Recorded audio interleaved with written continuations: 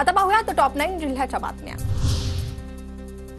नव्या सरकारनं नाणार रिफायनरी प्रकल्प साकारावा, रिफायनरी समर्थक समितीची भूमिका। विजयदुर्ग बंदरासह नाणार रिफायनरी प्रकल्प व्हावा अशी मागणी। नाशिक शहरात 2 दिवस पाणीपुरवठा बंद राहणार। पाणीपुरवठा करणाऱ्या जलवाहिनींचे दुरुस्तीचं काम असल्यानं शनिवारी संपूर्ण दिवसभर तर रविवारी कमी दाबाने पाणीपुरवठा होणार। नांदेड विभागातील रोटेगाव ते परसोडा स्थानकादरम्यान ट्रॅफिक ब्लॉक असणार। रेल्वेचे 27 नोव्हेंबर ते 22 डिसेंबर या कालावधीत ट्रॅफिक ब्लॉकमुळे अनेक गाड्या रद्द।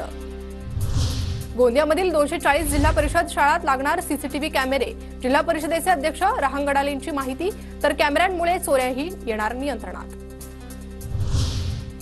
वाशिममधील सीताफळाचे दर कोसळल्यानं शेतकरी आर्थिक संकटात। फळबागांवर केलेला खर्चही निघत नसल्यानं शेतकरी हतबल। देवेंद्र फडणवीस मुख्यमंत्री व्हावे म्हणून नाशिकच्या येवल्यामध्ये महादेवाची आरती। भाजपच्या पदाधिकाऱ्यांकडून महादेवाला साकडं। देवेंद्र फडणवीस मुख्यमंत्री व्हावे यासाठी नंदुरबारमध्ये गणपतीची आरती। भाजपच्या विजय चौधरींकडून गणपतीला साकडं। इचलकरंजी महापालिका आंतरराष्ट्रीय पुरस्कारानं सन्मानित। उत्कृष्ट उपक्रमांसाठी गौरवण्यात आल्याची आयुक्त ओमप्रकाश दिवटेंची माहिती।